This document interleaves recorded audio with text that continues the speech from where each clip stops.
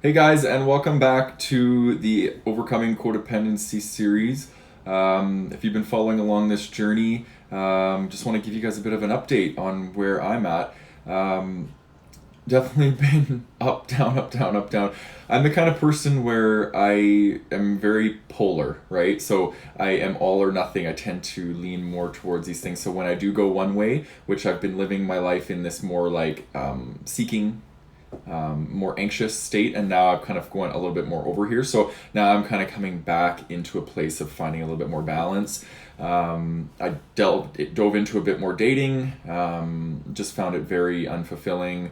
And now I'm just more so going back into myself and doing the work that I need to do to get myself to a place of feeling more whole so I can attract exactly what I'm looking for. And that's the thing, right? Is it's easy for me to go into a place where I start to ebb and flow out of this idea that what I desire is actually out there for me. And I've just going back in and restoring my sense of being in knowing that if I find in myself what I'm looking for outside myself, then what I'm looking for outside myself will come.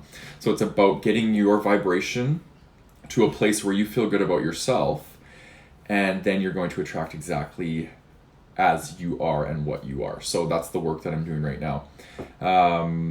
I did get a little distracted by the dating, and I found that it was taking away from my process and away from my business and away from the things that were important to me. So I just completely shut that back off, and it felt good. So I was just listening to my intuition. What my intuition wanted was it wanted space, and it wanted the ability to be able to do what it needed to do for me, and not looking and seeking outside myself again for being completed, right? That's a pattern that I keep falling into.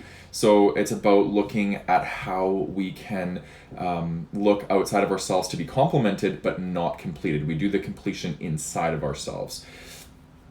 So that brings us to today's talk. So really what I'm going to be doing is breaking down the difference between attachment and preference, and how I'm using this discernment to be able to move and step out of this codependent pattern that I've been in, and being able to step into just this beautiful energy that I feel like I'm cultivating, which is just almost like an independence. It's almost like I don't want to say carelessness, but it is a little bit. It's a little bit of an I don't give a shit attitude, because I've been so concerned about everything being perfect around me, that now I'm just letting things roll off me. I'm learning to let go, and I'm learning to surrender, and I'm doing that by changing my thoughts and changing my thinking and changing how I'm seeking outside myself for the things that I really they're already there. They're already here. I just need to tune back into them. Okay, so attachment and preference. So let's dig into this one. So really, when you're looking at attachment, there's two types of there's two contexts essentially to understand attachment. So you have more of the psychology based concept, you have more of the spiritual based concept of attachment. So attachment in psychology is really understood as the relationship between two people. It could be a caregiver and a child, it can be intimate relationship, whatever, but it's really in the context of the attachment, the bond between two people. And this is really important for us to understand, because it is very important in how we learn how to attach to people is by how we were attached to when we were younger. And this plays a large role in which attachment style we fall into, whether we're anxious, avoidant, or secure. This is going to be based on our past experiences with having our attachment needs met or not. And then you're going to have more of the spiritual aspects of attachment, and this is really what I want to talk to you guys about today. And but I'm going to do it by helping you understand the difference between the two, and then exploring around preference. So the idea of spiritual attachment is an attachment to something outside of ourselves to meet our needs, to give us pleasure, and that's essentially what I want to talk about today, is how we are attaching to things and people as a way to get pleasure, right? To fulfill desires, right? So I want to talk to you guys a bit about how desires are going to play a role in human suffering, and how every time when we're desiring, we're actually taking ourselves out of the present moment, and we're looking into the future for a desire to be met, and then once this desire is met, we are going to therefore feel okay because we feel a sense of pleasure. Okay, so I know that's a lot, but the psychological understanding of attachment, the spiritual understanding of attachment, and so let's explore a little bit about the psychological understanding of attachment, because when we grow up and we have experiences with caregivers, parents, whatever, it could be brothers, sisters, whoever, and then we really that's where we lay the foundation for our attachment style, for who we end up becoming, for what for how we end up understanding love and what it means to feel love and to give love. And where this becomes problematic in relationships is not everybody has those same experiences. So how you need to be loved is going to be different than how your partner needs to be loved. And how you give love is going to be different from how your partner gives love. So this is where boundaries, this is where communication, this is where all of these things come into play for us to be able to make a relationship work. And I really do believe that a relationship can work between any attachment style. It's all about communication, and it's all about being able to bring yourself forward. So as the anxious person, we need to learn how to respect boundary. And as an avoidant person, we need to learn how to move into a relationship and also respect the boundary of the anxious person, that they need more than you're able to give at that time, right? So it's an ebb and flow, and it's going to be very challenging, those two attachment styles, don't get me wrong, but it is definitely possible to make a relationship work like that. So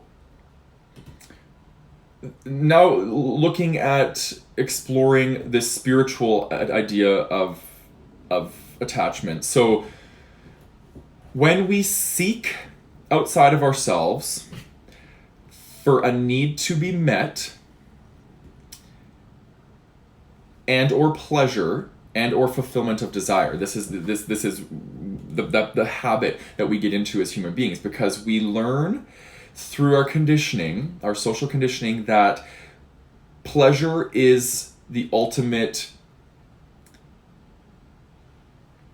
place that we want to arrive to, because we're all in this pursuit of happiness, but the idea is to understand the difference between happiness and seeking pleasure, because there's happiness internally and then there's happiness externally, right? So when we fall victim to attachment desires, being attached to outcome, attached to happiness, attached to pleasure, that means that we are seeking something outside of ourselves to meet the need that we otherwise are not meeting internally. So we all have this ability to be able to cultivate joy inside of our being, and it's already there. So when you have something that happens in your experience, so let's say you meet a guy or a girl, and things feel really good for you, and you're starting to get that joy feeling, that feeling of love inside of you. This is a feeling that's already been inside of you, and it's just being excited by an external experience, right? So if you follow that, if you actually go in and you experience that feeling, you can experience that in isolation. You don't require attachment to anything outside yourself in order for you to fulfill that need, okay? And I feel like people are going to be thinking I'm talking out of two sides of my face right now, because I'm saying here in the psychology understanding of attachment that we need bond, we need connection to other people in order to feel a sense of connection. And then over here, I'm saying that you have this, we need to start moving away from this idea of attaching to people and things as a way to feel like we are getting our needs met and to feel happy. Okay, so yes, I understand that there's a bit of a contradiction here, and this is where I want to bring in the concept of preference, because this is really where we make this discernment between attachment and preference, and these two worlds of needing people and not needing people to fulfill our needs. So first off, I want to say that when we're growing up and we're learning our attachment needs, we're one of the few mammals that actually requires the care of our caregiver up until a certain age. Like, whatever, you can't survive really as a baby. If you're born and then you're just put into the wild, you'll die. You can't feed yourself, right? So we need those attachment needs, we need those bonds, we need those connections, and we are dependent on people. But as we get older, we have to learn how to start to meet these needs for ourselves. And this is a bridge and a transitionary period that sometimes people don't they don't have a positive experience in this transition, and they don't learn how to be independent in their way of meeting their needs. So they become reliant on the other to meet their needs. And this is where we develop some of the the anxious attachment styles and the codependent traits. So what we want to, obviously that's a whole different video. That's, learning how to develop your sense of autonomy and safety in yourself. That's a completely different video. So I want to get back to talking a bit about preference. So preference really is, the difference between preference and attachment is going to be, attachment in the spiritual sense of the word is about, I won't be okay if what I'm attached to is taken away from me. We're attached to it. We're dependent on it. It's almost like an addiction for our happiness. For it gives us a sense of pleasure. So we're not okay in the absence of that. We're attached to it. Okay? If it's taken away, we will feel unhappy. We will feel like our needs are not being met. Okay, this is what happens to the anxious individual when their partner leaves or they go and do something with their friends. We get this sense of abandonment because we are attached to them fulfilling our needs. Preference, okay? Preference basically states that I prefer you to be in my experience, but if it can't happen because you need space and to go out with your friends, I am okay.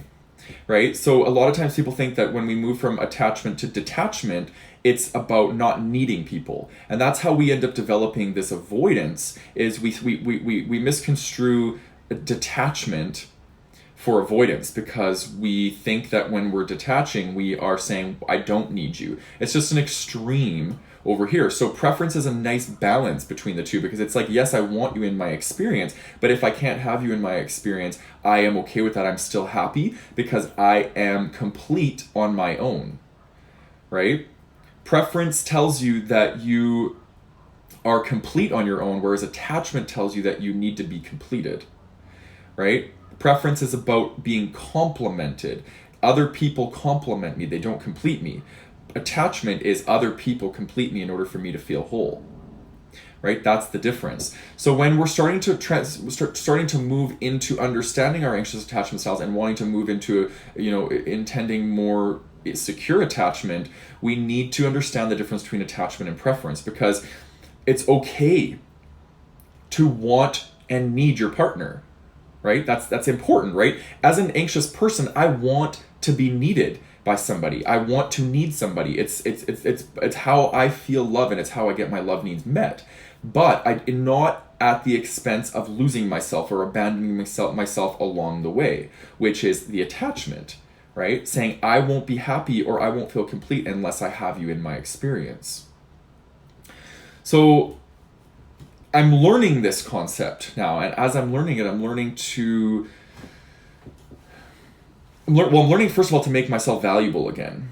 And a big part of that is understanding this whole idea of around preference. It says, yes, I want you to be part of my experience, but I am so valuable to me that I complete me, that my presence in my experience is the most important thing, because when I can be present in my experience and I can show up for myself, that means I'm going to be able to show up for you.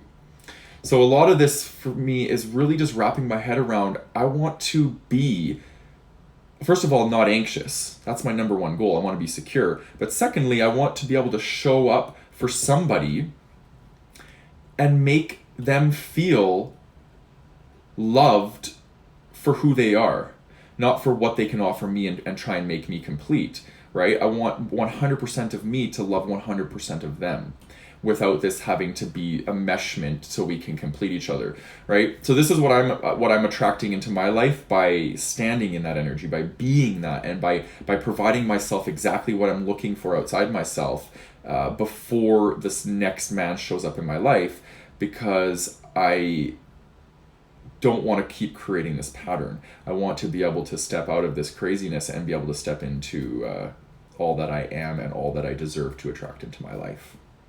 So hopefully that helps you guys, gives you some understanding around preference, attachment. Chew on that and see where it takes you. Sending love.